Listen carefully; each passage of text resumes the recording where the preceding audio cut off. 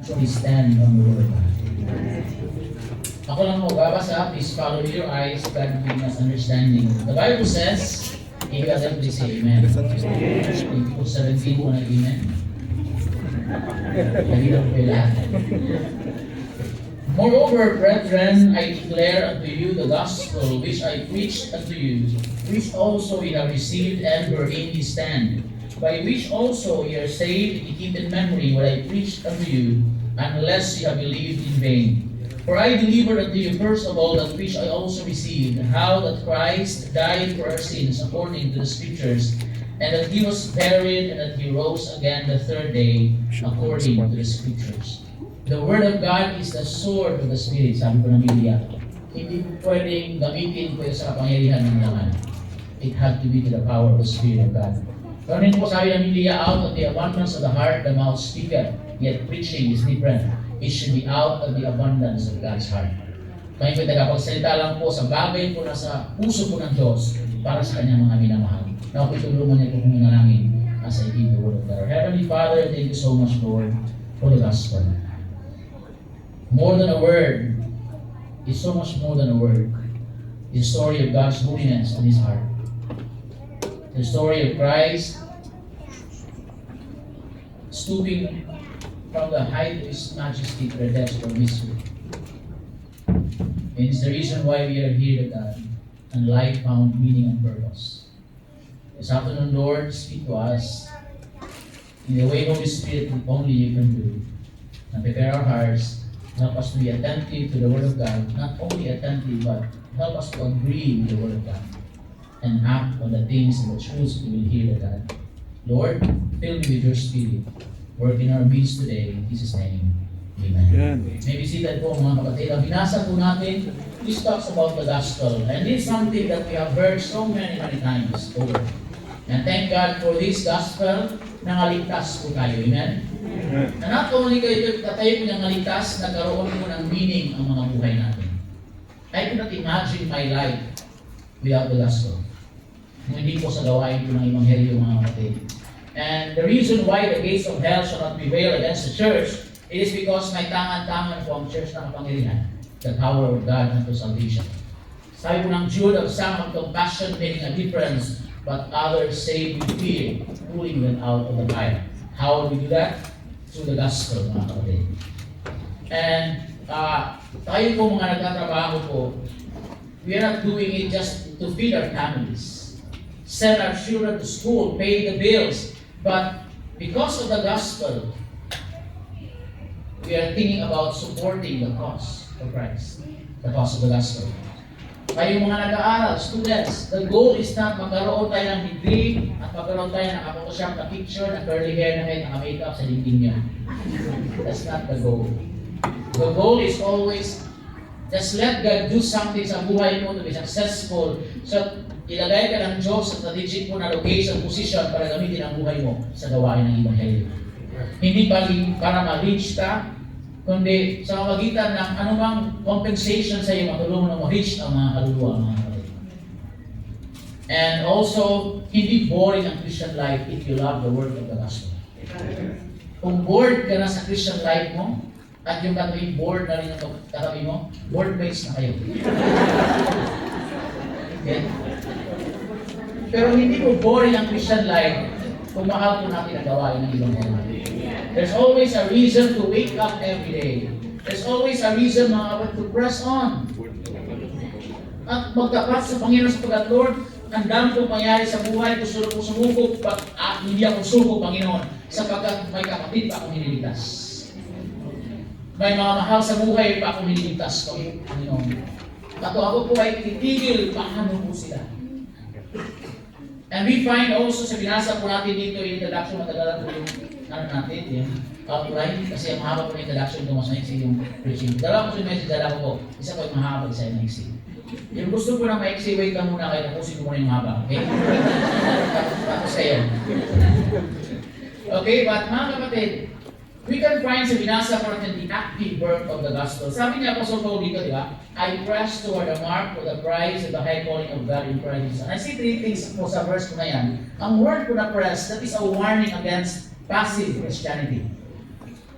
Because if Christianity is passive, then we will not pursue, we will not press on. Ito kung sige mga kapatid. But the word press is telling us that the work of the gospel is active. Hindi ko passive. And the word also, the mark, that is a warning against pointless Christianity.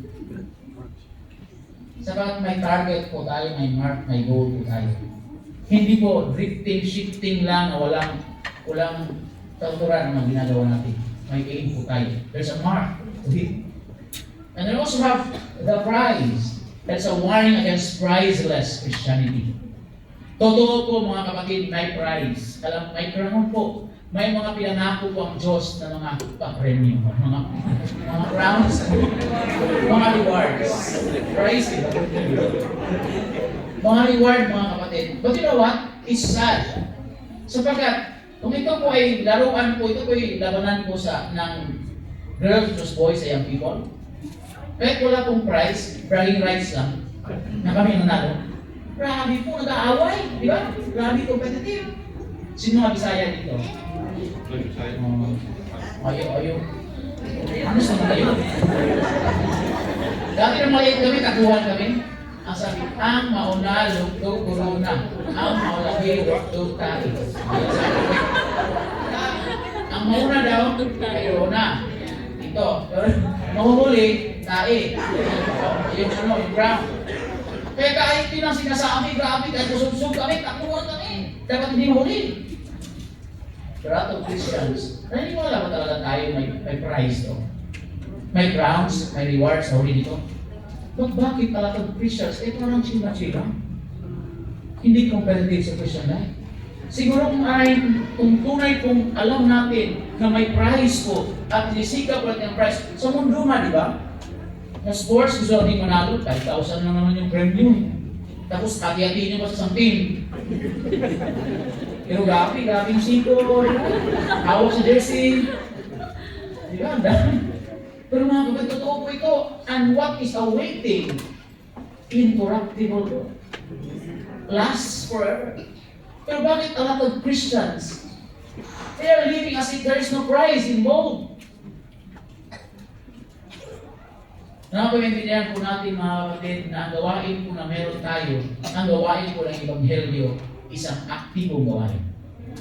At nakikita po natin ito, may 5 salita po to remind us the active work of the gospel. The word is I declare. First job with the gospel is to declare the gospel. The opposite is silence. It is either you are declaring the gospel, you are silent about it. It is either you are declaring the gospel or you are hiding the gospel. Tulad ng mga politiko natin minsan, di ba? Dapat i-declare ang salita ng iba tinatago. Baka mahuli na daming assets, di ba? It is either you are declaring your gospel and the gospel that you have, or you are hiding it, and the Bible is very prompt, very clear. It's basically saying to us, if thy gospel be hid, it is hid to them that are lost. Again, kung tinatago mo ang gospel na meron ka, hindi mo tinatago kay Pastor Anthony, alam na yan, matagal na. Hindi mo rin tinatago sa katabi mo. You are actually hiding it from the ones who need it. I always use the illustration, may tubig po ako dito, nawala. May tubig po, pero po. At may nakita akong mata ng babae na kapalapit sa akin. Dehydrated din mukha, uhaw na uhaw, at anticipated kong lalapit sa tingin ng tubig ko. Minalik mo tinakot yung tubig. At nung lumapit si nanay, sabi niya ako, maawa ka naman sa akin, tulungan mo ko, tubig ka pa siya. Oo, mamatay na ako. Sabihin ko, Nay, sorry po, wala pa akong tubig. God bless po, Nay, sa pag-alis niyo po, makakita po yung tubig. Mag-i-pray po tayo, Nay. Or, sana po, sa pag-alis na may tubig ko siya makita. Pero wala, tinago ko na. Kasi yung malis mga kapatid, at sa labas ang init po dito sa UAE siya namatay. At lahat po kayo nakakita sa akin dito. How would you judge me? How would you define the deed, the act that I just did? I believe you will count it as cruelty. Because I had the answer to her thirst, but I hid it. And she needed it. And a lot of Christians are guilty of the same cruelty. They have begun the water of life and just let others die first. Our job is to declare the gospel, mga kapatid. The second word is, which I preached unto you. We have to preach the gospel. Of course, we have printed ways to share the gospel. We have gospel tracts to pass. Sa Pilipinas po, may billboard pang MX3 for God so loved the world. It means they wish for literature to declare the gospel. We also have personal witnessing. Every Christian can personally witness somebody. But for this moment, as we talk to the young men, let me talk to the men. God is still needing preachers of the word. Ang dami ng ibang profession, mga kapatid, we need preachers of the word. But you can be an accountant, but a preacher of the word. Be a doctor, but be a preacher of the word. Be whatever you can be, whatever job you get into, but just please be a preacher of the word. Know the gospel at the back of your hand. Know your Bible, be discipled, listen to the man of God as he teaches and preaches. Para makuha ko lahat ng prinsipyos sa salita po ng Diyos. At kung makakataon po kayo para mangaral po ng salita ng Diyos, ang Ebanghelyo, lalo ang Ebanghelyo mga kapatid, hindi nyo natawag Diyos. Andun ka na. Stand and preach the gospel. And then we find also the third word, which also we have received. We have the past tense word received. That's in a passive tense. So the active word is give. Tama? Sapagkat hindi ko maaaring matanggap ang isang bagay kung hindi ko ito pinagaloob, hindi ko ito binigay. The third job we have in the gospel is to faithfully give the gospel to people. By all means at our disposal, nawa ko'y tulungan tayo ng Diyos na gamitin pa natin ang meron tayo para ibahagi po ang Ebanghelyo. Sa Cebu po, katapos na po ng Indo last week, ang nangyari po mga kapatid, ang dami pong church po natin, nagpako ng relief goods, pumunta po sa mga bukirin, pumunta po sa mga lugar na affected, and share this pagkain po, yung relief goods. But before that, to share with them the gospel of the Lord Jesus Christ. It could come with a pack of relief goods, but not to give to them, not only to give to them the provision or physically, but to make them understand that there is even greater provision of bread of life, the water of life, the Lord Jesus Christ. Maybe it would come as a scholarship program. Gusto niyo pong may mga estudyante matulungan o mag-aral.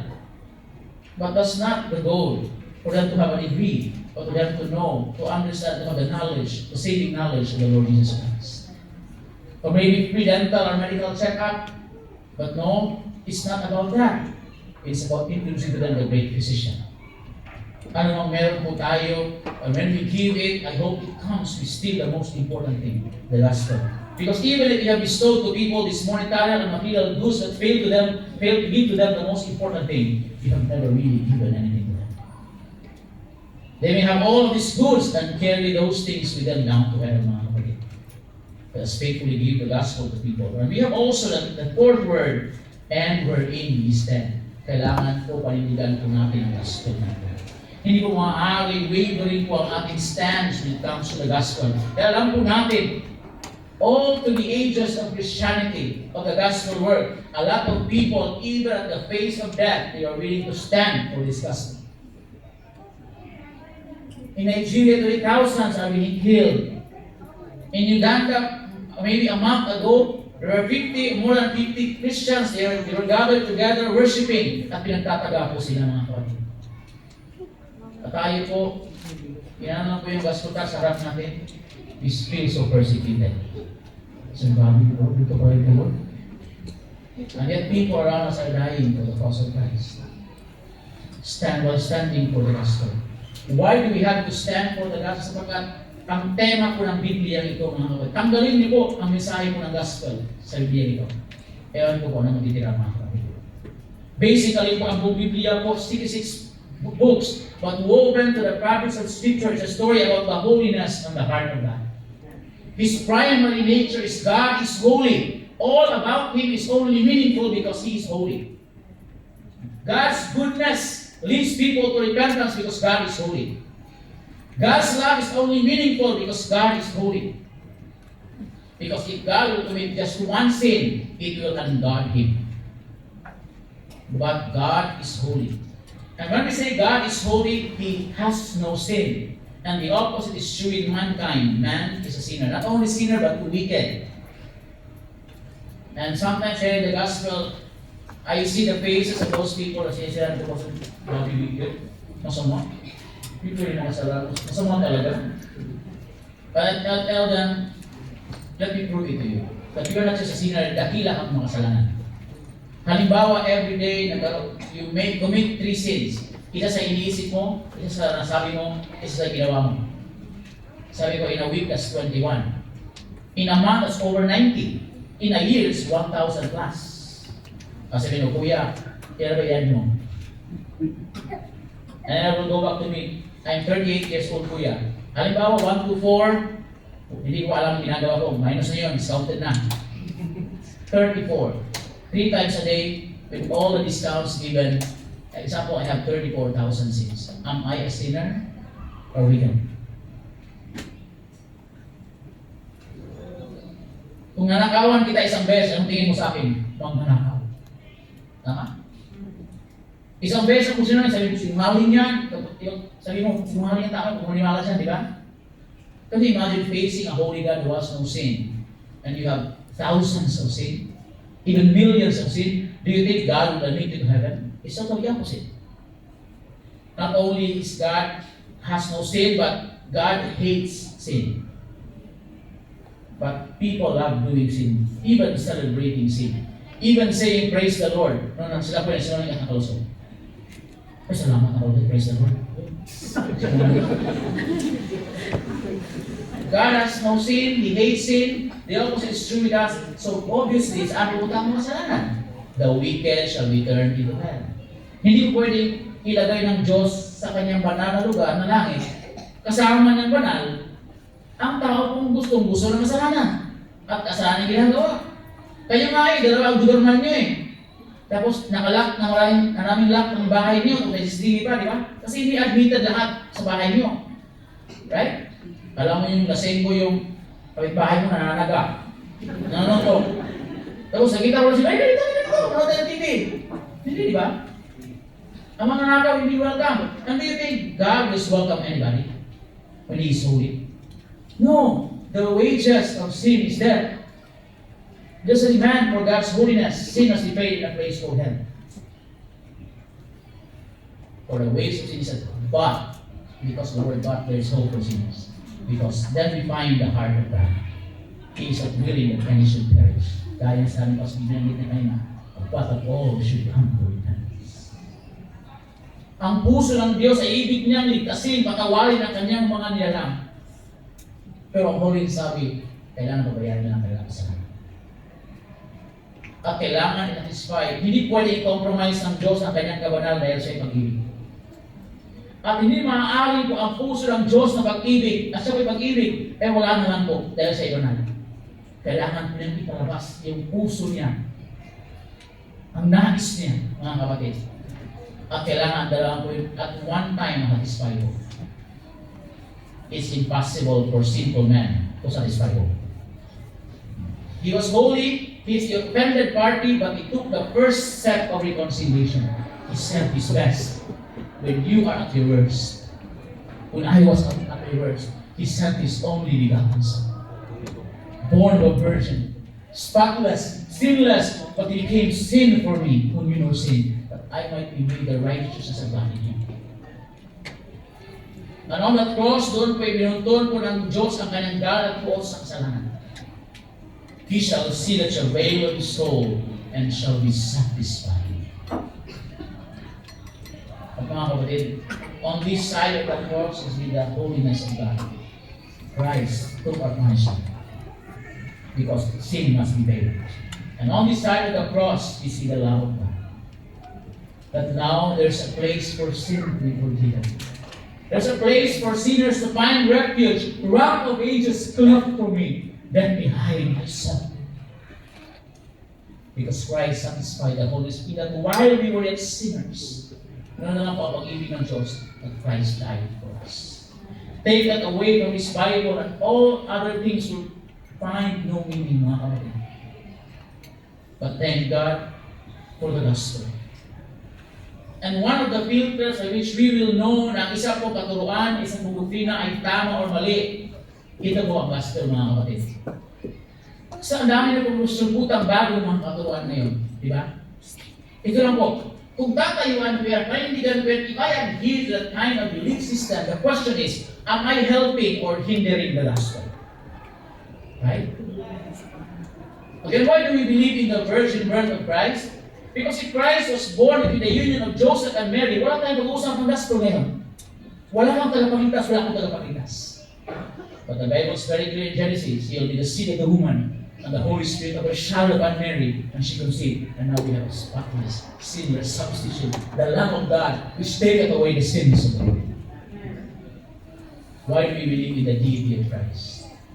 Others, they call themselves Christians. They even have the name Christ in their religious denomination. But they don't believe that Christ is God.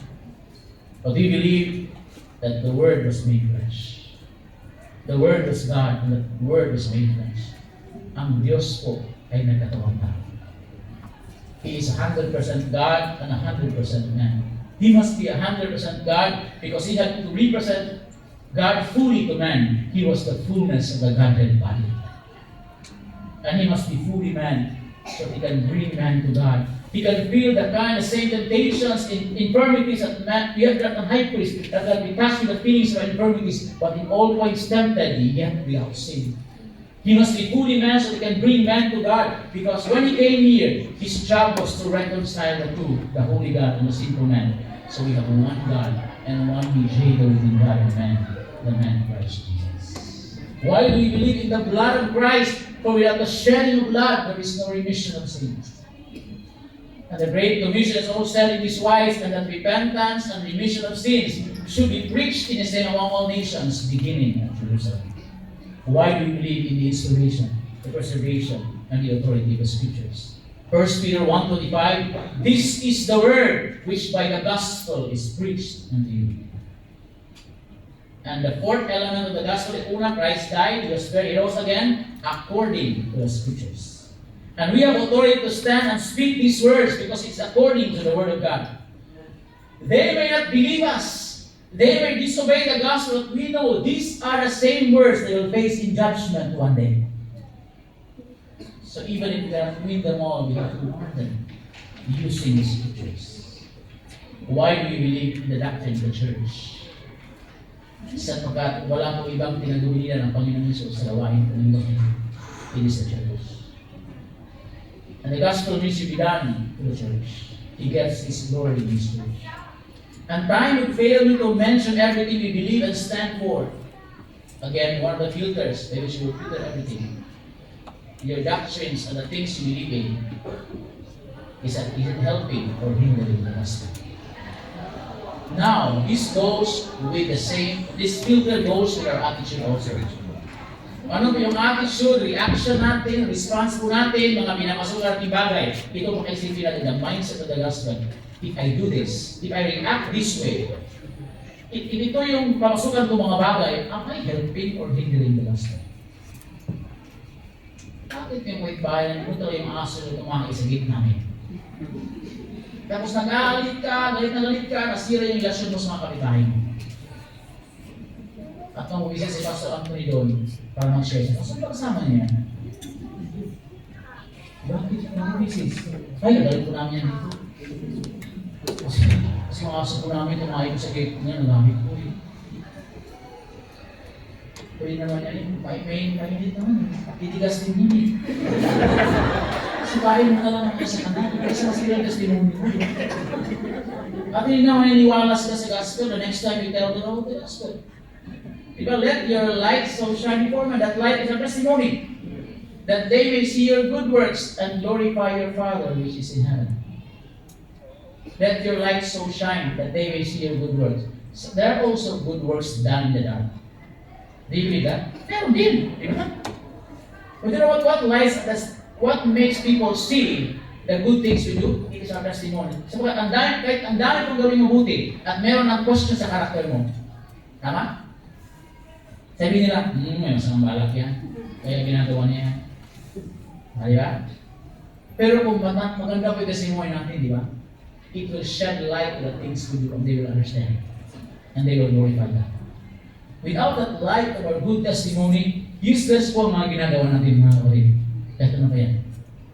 That's why gusto po ng Diyos na i-preserve po natin yun. And one of the filters is to have our mind, am I helping or hindering the gospel? One of the pitfalls of Christians They are good stewards of many, many things in the Christian life, but they are not good stewards of their trials.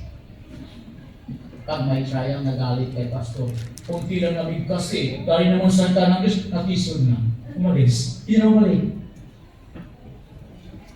Tumigil sa pagsisisi sa Panginoon. Dahil ang daming pagsubok. Ang daming trial. Huwag po tayo makako sa trial. Hindi pa yan final. Diba?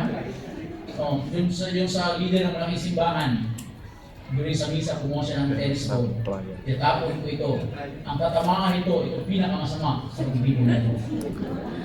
Tinapon niya po siya, nakita niya parang masama talaga yung mukha. Pagtapon niya ng ilang, tumama sa ulo, bumalik sa kanya. Sabi niya, trial. Trial pa yan. Napanik na tayo, trial pa lang, hindi final eh. Pero kung sinabing final na yan, ayun, papanik ka na doon. Pero mga kapatid, actually, we are living in a trial version of a life. But one day, we will experience the premium version. And that premium version was already paid for. All the features will be there in heaven. The premium version of what used to be a trial version of a life. Kaya mga kapatid, huwag po natin hayaan ang trial po ay yun pong yung minsa po na tayo nawawala sa gawain ng Panginoon. If you go to James, sabi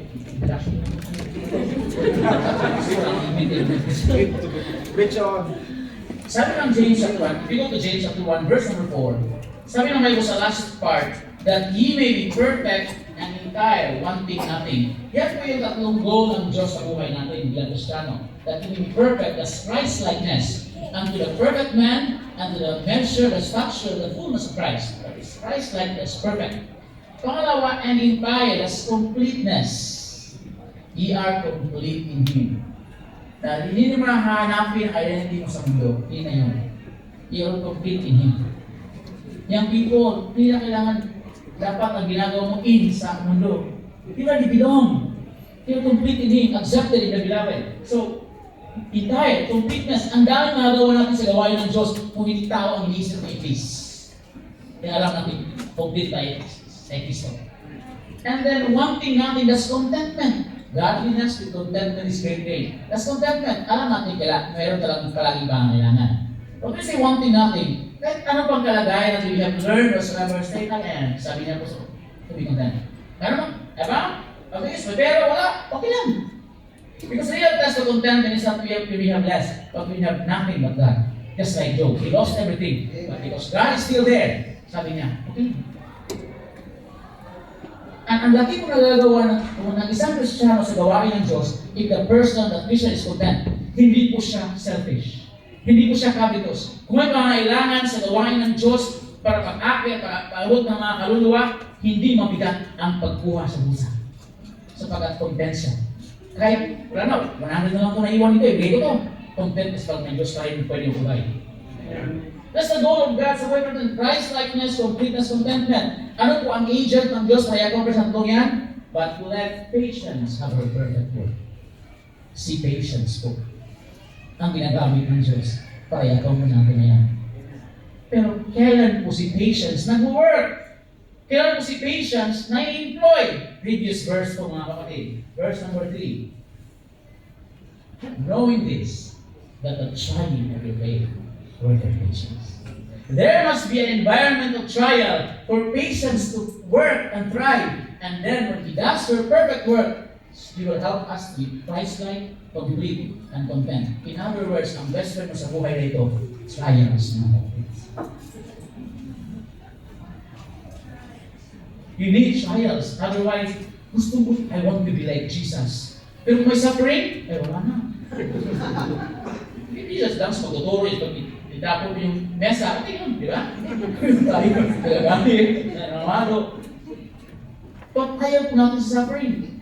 But you know, when Christ was here, ano pong tawag sa Kanya? He was despised and rejected of men, the man of sorrows. He was acquainted with it. He was stricken and smitten of God and afflicted. Ay, gusto ko sa natin may Christ. Like, kaya natin sa part ngayon. But if you want to truly know the heart of Jesus, it is through suffering that you will truly understand His heart. That you will really feel burdened and broken for the lost, mga kapatid. And so, kailangan pa natin ng mga trials. If you remember Shadrach, Meshach, and Abednego, they were thrown inside the furnace. I think na malayan ko nila kaagad na okay lang sila. Uy, okay lang tayo, pre. Takbo! Takas! Pero hindi ko sila tumakas. Di ba? They could have gone and become fugitives all their lives. But they remained inside the furnace. And then the king noticed. And the king asked, di ba ito yung tinapon natin? Opo. Bakit apat yung nakikita ko? Ito sabi niya, I see 4 men loose. Nakatali tinapon, ngayon wala na. Only to remind us, one of the ways God will unbind us, take away the fetters, the chains of wrong attitude, wrong mindset, and many other vices and things is when we go through trials. Doon po kinukuha ng Diyos ang mga bagay na nakatali sa iyo para gamitin niya. I see 4 men loose, walking in the midst of the fire. Pwede na po silang maupo sa gilid, di ba? Tapos mag-jack-in-boy na lang. Magmangga-mangga, hinog ka na ba? Pwede ko yung ginawa nila. They continued walking, only to illustrate to us, when we are inside our furnace, our trials, continue walking with God. And they have no hurt, sabi ng Bible. Because when we are inside our trials, it is not to harm us, not to hurt us. Sabi ni Job, when he had tried me, I shall come forth as gold. And guess where gold is refined? In the fire. And the form of the poor is like the sun. You will only truly appreciate the presence of Christ in your life, not in convenient times. But when times are hard, because you really feel Him moving. Sabi ni Job, I went forward, I couldn't perceive Him. To my left hand, I went backward. Sabi niya, but He is at my right hand. And He knoweth the way that I take. When He had tried me, I shall come forth as gold. Shadrach, Meshach, and Abednego po, ang nangyari po, you know what happened? The emperor made a decree throughout the whole Babylonian Empire. And the decree was na walang magsasalita ng masama sa Diyos ni Shadrach, Meshach, and Abednego, sapagkat walang ibang Diyos na katulad nito na nakapagpiligtas ng ganito. In other words, the God of Shadrach, Meshach, and Abednego was known as a Savior throughout the whole empire, mga kapatid. When we are in our trials, it's not about us. It is God trying to mold us to be a better minister for the gospel. It's not about our pleasure, but His purpose. Not about our convenience, but His cross. Not about our gain, but His gospel. If there's a person in the Bible who had all the right to complain and be negative and go against God because He has done all these things for the gospel's sake, it is Apostle Paul. And yet there are perils everywhere. Shipwreck, stone, jail, ang daming mga pangyayari, persecution, reproach, and infirmity sa buhay niya. Ginagawa naman niya ang kalooban ng Diyos. He had all the right to complain with all these things happening in his life, but what did he write? He said, in everything give thanks. For this is the will of God in Christ Jesus concerning you. But we know that all things work together for good to them that love God, to them who are called according to His purpose. And he also said, the things that happened unto me have fallen out rather for the furtherance of the gospel. As I told you before, my dad died at 42 years old. 7 kami magkakapatid. Naging widow si mama, basically lahat nakaahas sa kanya. Humanly speaking, lahat ng diskarte sa buhay. Sa pagiging naman. Paano yan ngayon? Nakapakami lahat sa dilim. Tapos ako na yung pastor ngayon. Sino papa namin? Sabi ng kuya ko, I will be the father of this family. So ang agreement namin, sa bahay siya ang musunod, sa church ko. Okay na pa, nag-work naman po. And then that was 2005. That was the first tragic blow to our family. Our dad died. And I was, na-stop ko sa iyo, so parang ko sa kanya. The following year, 2006, yung kapatid ko nagkaroon ng juvenile rheumatoid arthritis. Wala pong lakas ang katawan niya habang nasa ibus po siya. Na-hospital po siya at medyo gumaling po siya ng konti. Nanginig pa yung tuhod niya. So, sabi siya may doktor Arby sa kanya, Ebenezer, umuwi ka lang sa inyo. Siya ka nagpatuloy sa ibus kung okay ka na. So, nauwi po siya doon. The following year naman, 3 years in a row, nabali ako sa motor. So, ang nangyari po, yung kung kinawin ni Dr. yung palit sa akin. Kami ng kuya ko, doon kami sa Cebu, nakita niya maganda pagtrabaho ng Cebu, nag-employ siya, doon kami ginamit sa business ko ng UBC Katilunan. Kaya sabi ko niya, he is a tent maker missionary sa London. Missionary sa Ethiopia. Pastor of a soul winning and mission supporting church sa Mindanao. Pangatlo. Ang pang-apat ko ng babae ko is pastor's wife po. Mag-Bible school po sila sa Cebu South. And then, one of these days po, may burden po yung husband niya for foreign missions also. Except for one po, na kapatid namin na nag-work sa Singapore, madala po yung kapatid po, teachers po na akademi namin sa Mindanao, as staff po ng church. And all these years po, naging widow, pagmama ko po, wala po siyang responsibilidad sa kanyang asawang lalaki. So, ang ginagawa niyo po, halos araw-araw lumalabas para mag-share ng gospel. I have preached to hundreds, I have preached to crowds of people the gospel, pero hindi ko rin nakatalo ang number of people that my mom wants to Lord. Because kahit araw-araw, kahit mga kapatid, kahit may sakit ko siya, lumalabas ko siya pag share ng gospel. Nung umuwi ako, sabi ko, saan ako punta? Lalabas muna ako share. Dito ka lang nga, pero si muna tayo, hindi alam mo eh. Sabi niya sa kanan. At kahit kung tinanggalat ang ngipin niya, para palitan ko ng gold dentures, ay nagmamask ko siya. Lumalabas pa rin, parang share ng gospel. Dahil kung tatanggalin ko yung mask, wala sa mga hiluwa. Katawag ko yung prospect. Nung nakarate ito ko sa hospital for 4 months, my mom went around. And we were able to win more than 100 people sa hospital po na yun. Ang daming pangyayari sa, hindi namin lubos maintindihan. I always say this, all these years, all those times, we thought things were falling apart for our family. But no. Because the Lord putting things in place. Inalaro kami ng Diyos sa iba't ibang lugar, iba't ibang strategic location and positions para sa ano pong dahilan, mga kapatid, para gamitin po ang mga buhay namin para ipalaganan po ang Ebanghelyo. Hindi po ito patungkol sa akin.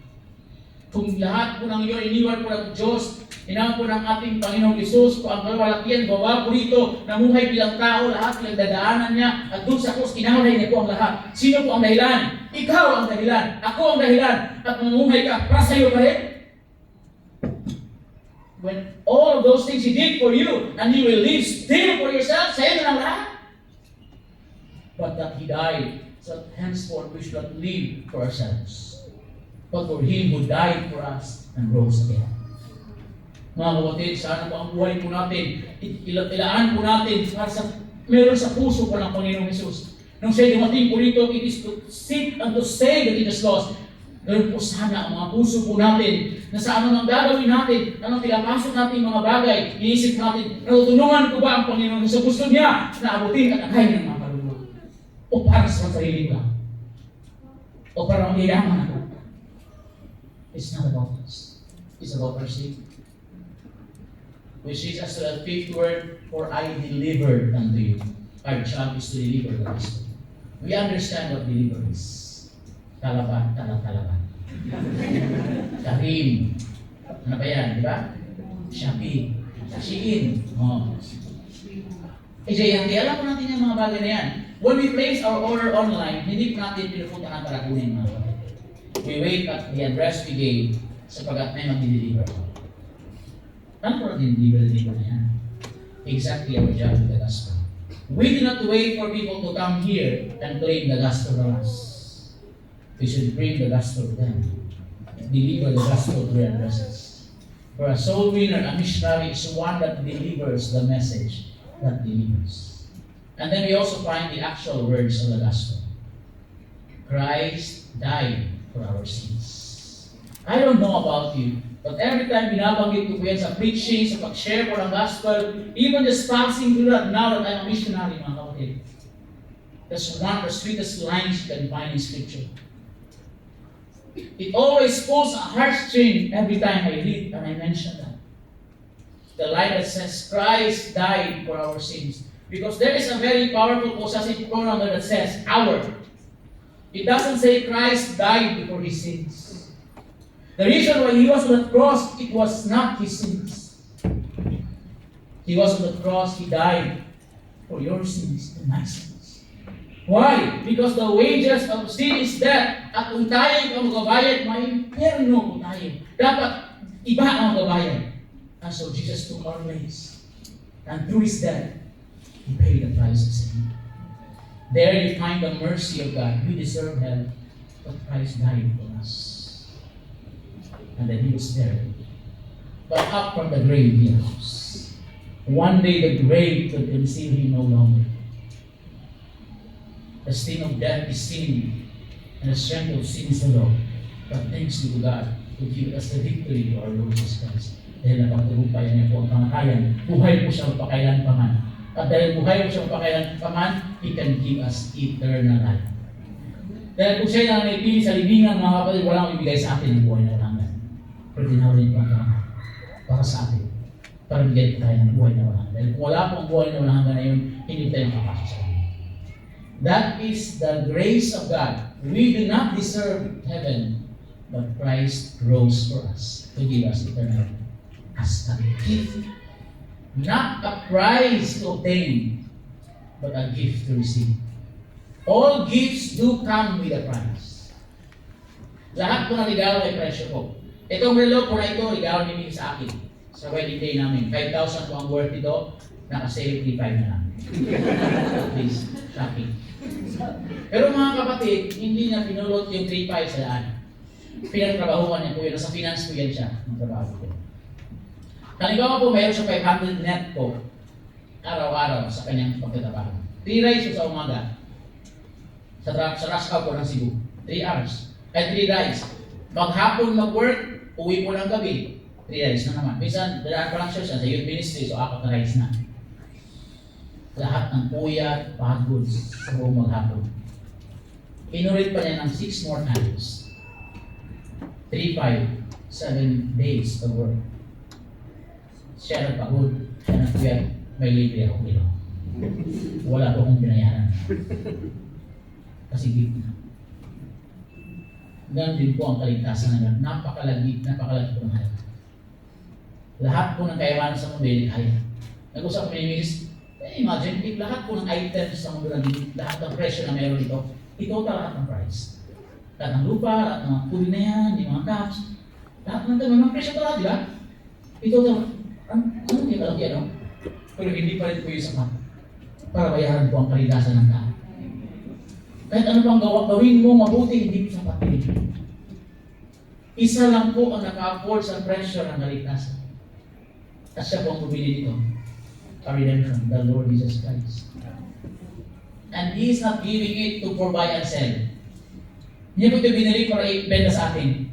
Binili niya po ito para ipagkaloob po sa atin. Irigalo po sa atin. At wala pong ibang naka-afford sa presyo ng kaligtasan. Kristo lang po. In other words, walang ibang pwede magbigay nito, siya lang. Kaya po, there is none other name under heaven given among men whereby you must be saved. These words He said, I am the way, the truth, and the life. No man cometh to the Father but by me. Siya lang po ang pwede magkaloob sa pag siya lang po nakabili nito. Which is the third point. Introduction pa lang po pala. Actions work the gospel. Title na po tayo, It shall be given in missions. Wala po tayong mission kung walang gospel. Kung wala po itong napaka-precious po na mensahe, wala po tayong mission.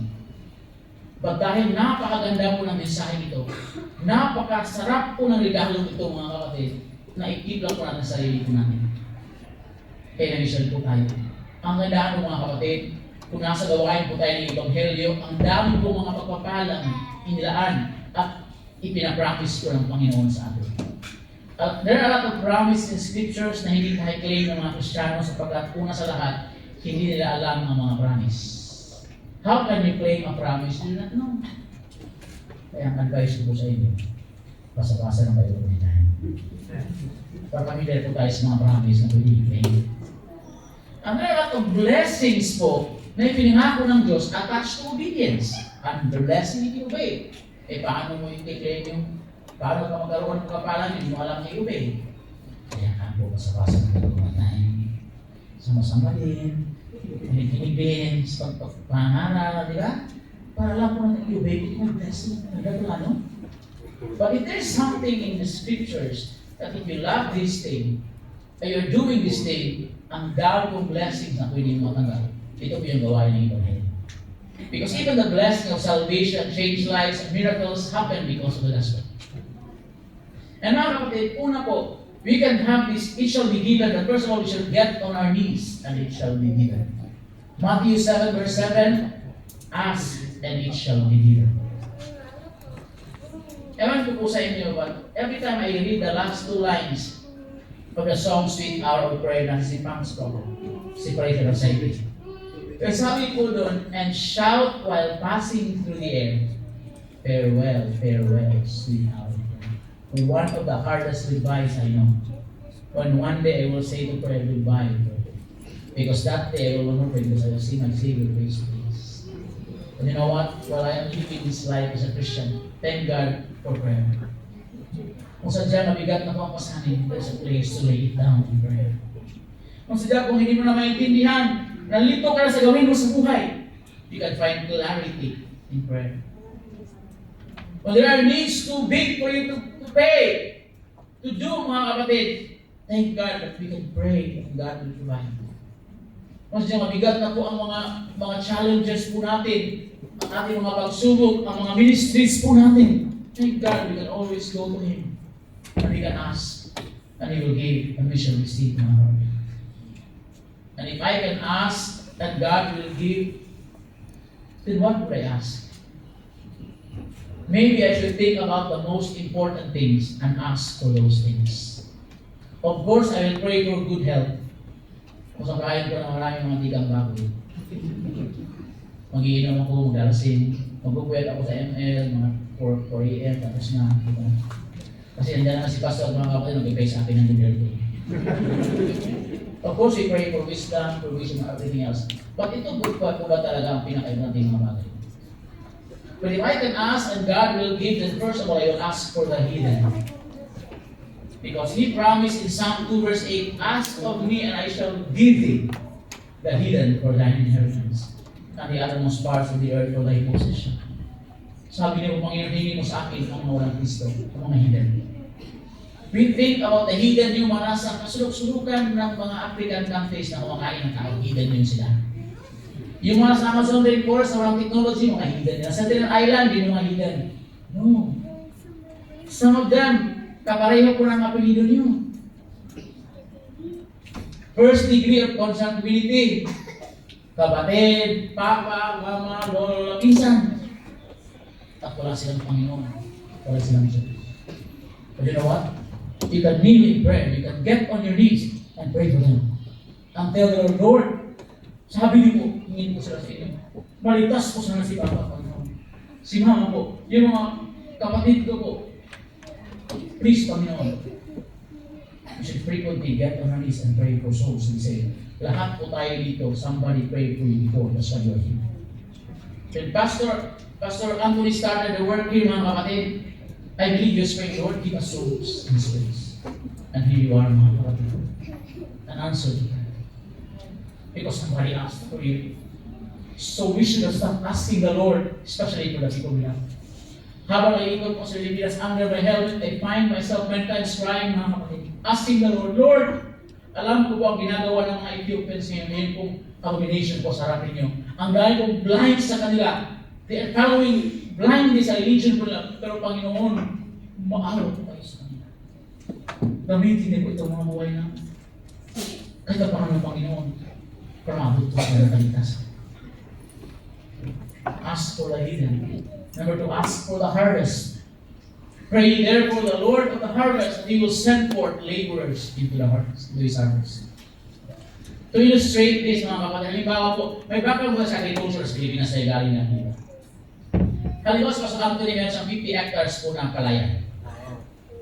Tapos ang mga magagawa niya, 3 lang. 1, 2, 3. 3 lang. Sabihin niya, guys, ito. Bakit po, boss? Diba yung Lord of the harvest, yung owner, master ng harvest, sabi niya, bakit po, boss? Tatanin na. Maayos kayong 3 doon. Kaninin niyo yan. 50 hectares yun ha? O, sumayos na 3. Napakalaw ng malis. Pumalik po. Ating gabi na. O, bakit niyo na kayo? O, babi po kayo, boss. At tulong kami eh. Pagkatayin na po.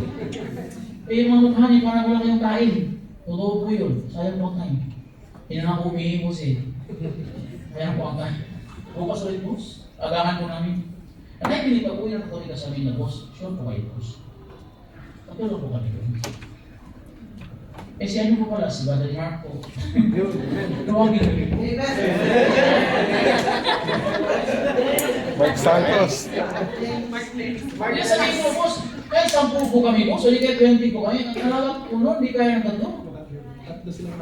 Please, boss, magpadala po yung kasamahan namin. Di ba? Exactly what this verse means. When you've started rolling your sleeves and winning people to Christ, mga kapatid, you will find, nandahan pa ang tao. Hindi kaya ng ilang tao lang. Kailangan po mga young people. May kahalagaan po yung huwag kayong mag-marry ng unbeliever. Grabe na po kayo, missionary. Ang layo na lang po sa harvest. Let me connect. Bakit po sabi ng pastor, huwag kayong mag-marry ng unbeliever? Magkapag-express pa ka. Kulang na po yung mapapagal. Kinukuha po ganyan ng Diablo tayo. O diba, gusto natin marami eh. Ako na, napaliwala yung buhay mo. Nasira. Instead na matulungan ng gospel, naging bad testimony po kayo. Di ba, meron estudyante doon sa Cebu, palaging sinasabi ko sa pulpit. 5 years engineering na CIT po. Pagka-graduate sabi niya, hindi na alam, proud na proud siya. Hindi na alam baptisto.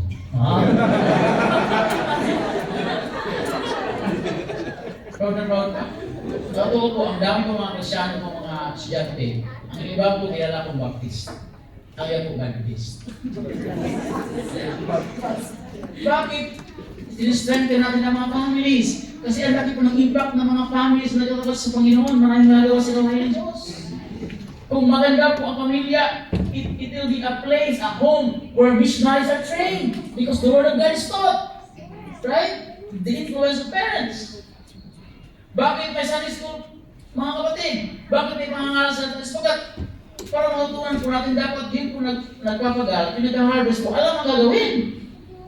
At may resistensya, di ba? May lakas. Tabato.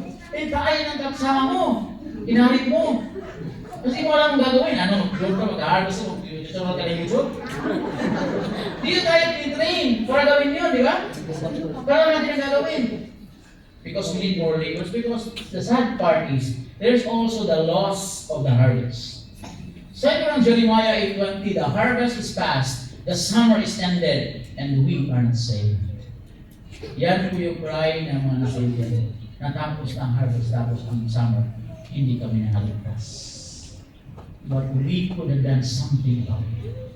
We could have gotten on our knees and asked our Lord, please send more laborers to the harvest. The more, di ba, mag-project 938 po, hanggang ngayon, naka-alarm po sa cellphone namin, 938 ng umaga. Walang ibang prayer request because of Matthew 8:38. Lord, send more laborers to the harvest. And the more we prayed, we felt na parang may kulang na sa prayer namin. So we said, Lord, send more laborers to work po kami po. Natawagin niyo. Okay po kami mo, bili po kami naman. And He confirmed in 2022, mag-Ethiopia. Baka takot tayo mag-pray, baka tayo magala. Matapon po yung basura sa likod ng classroom. O ikaw lang kita, lipitin mo. Kapatid tayo doon. And then ask for the Holy Spirit, mga kapatid. Hindi mangyayari ang gawain ng Ebanghelyo kung wala ang kapangyarihan ng Banal na Espiritu. Sabi ng Biblia, but ye shall receive power after the Holy Ghost come upon you, and ye shall be witness unto me. If ye then be evil, know how to give good gifts unto your children, how much more shall your heavenly Father give the Holy Spirit to them that ask Him. Kahit gaano ka-expert mag-share ng gospel, kung wala po ang conviction ng Holy Spirit, wala pa rin. Oo pa rin yan. Tatanggap yan. Tanggapin ng ayuda eh. Jesus Christ pa. Tatanggap yan. Pero sabi ng Panginoon Jesus, when He is come, talking about the Holy Spirit, He will reprove the world of sin, righteousness, and judgment. Trabaho yun ng Holy Spirit. Our job is to share. He can take sa akin. Kaya sabi ng Panginoon, sumayo kayo this conviction, sumayo kayo and preach the gospel to the creature. But He also said, behold, I send to you the promise of my Father, but tarry in the city of Jerusalem until ye be endued with power of night. Humayo kayo, pero wag muna, atatayo siya. Excited eh. Relax muna. Manatili muna kayo sa mga kuskus kayo ng Espiritu. And they waited 3 days, and Acts chapter 2 happened. God empowered His church, and 3,000 souls were saved. They even spoke the language of those people na tumayo po doon. Bigla na lang. And then 5,000 more than saved. And then multitudes po ay nangaligtas. Even a great company of priests, yung mga kalaban nila, became obedient to the faith. And they filled Jerusalem with their doctrine. Few chapters after it was said of these believers, these are they that turned the world upside down. But a lot of them are ignorant and unlearned men by world standards. But what made the difference? They had the power of the Holy Spirit. And we can experience this if we just ask. Lord, fill us with your Spirit. Ang pangalawa po, it shall be given, but give, and it shall be given in missions. Luke 6:38, 40 words po yan. Let us memorize it first. Isa lang po dyan ang trabaho natin. Lahat po nagpapalang nakasaan po dyan, promise po dyan mga kapatid, lahat po ay gawain ng Diyos. And we are faithful God to do it. The choir sang. God is faithful doing His end of the deal. Isa lang po ang sa ating gawain. Give lang. But a lot of Christians, gusto nilang kunin lahat ng kapapalang ipinangako. Ayaw nilang gawin ang responsibilidad nilang give. But tell me, is there a cause to support greater than the cost of the gospel? Dati nga, diba, nagulo tayo kung taong binabayaran, sakit sa ulo, para may handa sa pestahan. Tapos sinubakan yung bahay mo. Pakalis ng mga panauhin, nawala yung mga kutsara, pati yung rep mo na may spray, ginawa sa ganyan. Para saan yun? Okay. Yung mga bisyo dati, para saan yun? Pero mag-support ko sa gawain ng Diyos. Ay para sa pag-akay po at pag-abot ko ng mga haluan. Eternal po ang reward dito mga kapatid. Pero sa lahat ng Christians, ayaw nila wala lang sa kanila. And when we give for the cause of the gospel, una, that provision shall be given. But my God shall supply all your needs. Matthew 6:33, seek ye first the kingdom of God and His righteousness, and all these things shall be added unto you. Lahat ng pangailangan, i-provide na po yung dalawa pong requirements. Unahin hanapin ang kahayag ng Diyos. What do you mean by that? I believe it primarily means these words. And this gospel of the kingdom shall be preached in all the world. That's world missions. For a witness to all nations, including our dear nation. That's local and foreign missions. And then shall be uncommon. You cannot divorce this and say, I seek first the kingdom at wala kang pakialam sa gospel of the kingdom. The second requirement is and His righteousness. And you can never ever talk about God's righteousness without the gospel. Paul said in Romans 1:16-18, I am not ashamed of the gospel of Christ, followed by 3 reasons why. Una, for it is the power of God unto salvation to everyone who believes. Pangatlo, for the wrath of God is revealed from heaven against all ungodliness and unrighteousness of man. But the second reason he gave was this, for therein is the righteousness of God revealed. Saan daw inilahad, hinayag ng Diyos ang kanyang katwiran? Through the gospel. Alam mo pa ng buhay na mayroon ka dati. Gaano kasama, gaano kabaliko yung pag-iisip mo. Gaano ka mali yung pinaniwalaan mo dati. Pero sa araw po, tinuwid po ng Panginoon. Kailan po? Kasupungan mo ang Panginoon Jesus. Kailan po? May nagbukas ng Biblia at nangaral sa iyo ng Ebanghelyo. Ang Ebanghelyo na sabi niya, made him to be sin for us, sumunod sa iyo, at pinag-ibig the righteous of them. At nabahagi ang buhay because of us. So you cannot tell me you're seeking first His righteousness at wala kang pakialam sa bagay that turns people to righteousness. Unahin mo lang yan. And all these things are given. Number 2, the proportionate shall be given. Good measure. With the same measure that you meet without, it shall be measured to you again. Hindi ko ang Diyos basta na lang. May measure po ang Diyos. Unang measure is the amount. If you sow sparingly, of course, you will reap sparingly. If you sow bountifully, you will reap bountifully. And then we have the attitude measure. Some give grudgingly, some give out of necessity, but God loveth a cheerful giver. Ano ang attitude mo sa giving? Gawin ko ang attitude ng Diyos to bless you. Do not ever think that God will be so cheerful to bless you at galit na galit ka sa giving. And then we have the abundance measure. The measure, diba? Sabi siya sa mundo, may nasabing Vizcaya's the limit. Di ba? Misguided. Kaya sa limit na. Sa corruption, kaya sa limit. But the limit, ang pwedeng i-measure na ibalik ng Diyos sa iyo is abundance, mga kapatid. Hindi po parang ano lang, abundance po ang kayang ibalik ng Diyos sa iyo. The more you give, the more God blesses. And the more God blesses, mas malaki ang giving mo. And then mas malaki ang blessing mo. Ang laki siguro na magagawa ng gawain dito. Kung lahat matapat sa bibigyan. Mas malaki pa siguro magsukuhan mga misyonas galing dito. Kaya alam nila kung suportahan sila. Nakakot ng iba kasi baka yung suportahan ni Pastor. Kulang-kulang yung parsa, pangupa pa lang eh. Pero kung magkatapat tayo lahat sa bibigay ko sa gawain ng Diyos, ang laki ng pwede magawa ng gawain ng Diyos. Mag-abound tayo sa good works. And then ministries outreach na open mga kapatid. All over the world. And then the pressed down, shaken together, and running over for those who will be given to them.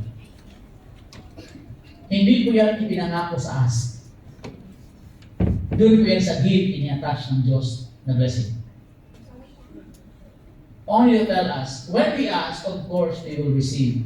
But it is more blessed to give than to receive. We can ask, of course, yes, because we will receive. But wala po doon ang mas greater ng pagkakala. Wala po sa palagi nag-ask, kundi po sa pagbibigay. Lord, bigay niyo po isang sakong palay. Ayan, may isang sakong palay ka. Pwede mo lang, yun, meron ka, hihingi mo, nakatanggap ka. Pero pwede mo yung kumanginin. Bilingin mo yung mga 1/4, kainin mo. Tapos sa 10% pinanin mo. Ang balik mo, higit ka, isang sako. You know what? Why you have things, you have blessings, compensation sa work ninyo? So you can have something to sow, mga kapatid. You can have something to eat. Because the greater blessing is in giving. The pressed down, shaken together, running over shall be given. Which is the final point, mga kapatid. And the highest level in missions, go and it shall be given. Sige lang po tayo ng 2 slides po sa go and it shall be given. Una, whatsoever is right shall be given for those who will go. Matthew 20 verse 4, next slide po, go ye also into the vineyard, and whatsoever is right, I will give. Pumayag kayo, magtrabaho kayo sa opasan ko, para mag-deserve nyo yung ibigay ko. Sa Pilipinas na dati, di ba? Nag-ride tayo ng motor, park tayo sa mall, tinakpan ko ng karton, kayo sa agad.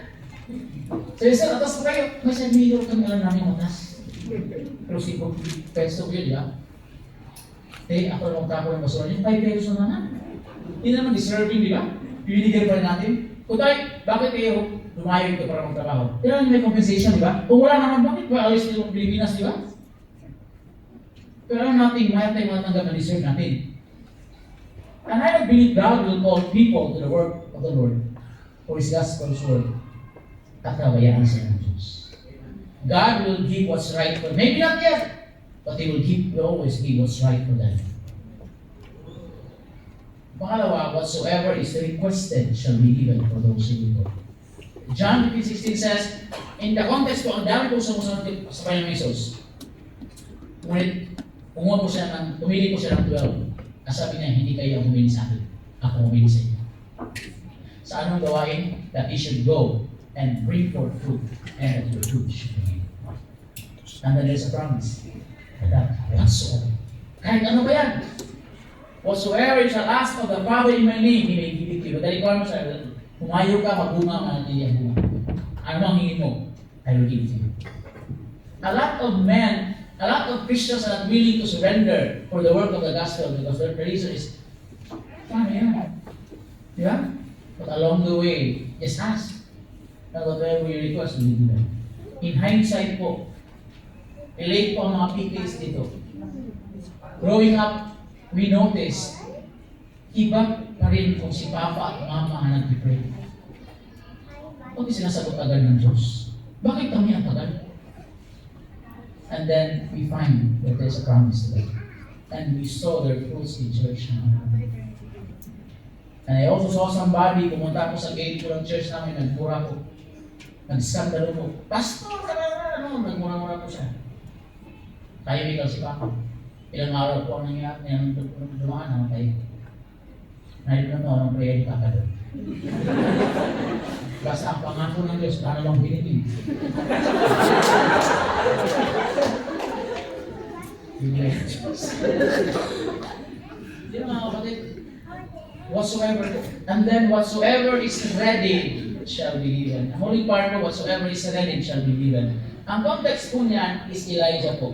Sabi ng Diyos kay Elijah, sino ang Bisaya na dito? Sabi niya, Elijah, wala mo sirit at burong sirit. Wala mo sirit, wala kong tubig. Sabi niya, tumayo ka at tumayo. Punta ka sa lipat, may niyan ako minuman dito sa inyo. Dalawa po ang sabi, tayo, ayo. So, anong ginawa niya? Yun din, tumayo. Kung tayo yun, ano po, may tanong na po ako, di ba? Dami kong tanong. Pero tayo, ayo. So, yun ang ginawa nila yan, tayo, ayo. Malapit na pang November. Alam niyo po, ang pinamaiksing horror story. Sabi ng mumu, aw. Sabi ng bata, huwag po. Sabi ng mumu, okay. But still, the shortest story is in the Christian life. Sabi ng Diyos, obey. And you say, okay. Obey. Okay. Tayo. And sure enough, God prepared a widow woman. And according to Bible scholars, they survived the famine for more than a year. Imagine if Elijah disobeyed, patay si Elijah. Patay ang mag-ina. Walang revival sa mga karon na may apoy galing sa langit. And positively, walang ulan na bumalik. Wala. Because he prayed for him. That's the impact of obedience, mga kapatid ko. And the dangers that come with disobedience. Now, to practice up, mga kapatid, many years back, God called somebody. And that somebody, they obeyed their call to go. We have asked, give and go, tama? Because somebody obeyed their call to go, what do I see here today? I see a lot of askers. God gave them askers. Na hindi lang po sila nanalangin para sa mga kuluwa dito. Andyan po kayo masama sa pagkakas. And God gave them givers. Katuwang po nila sa mga kasusin ng ministry at support po ng mga missionaries. And God gave them goers. Na hindi lang po sila po sa mga part at nananak po ng doors, mga kapatid. Andyan po kayo kasama.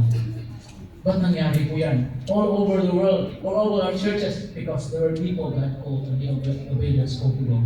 And then God produced givers and askers and goers because of those people.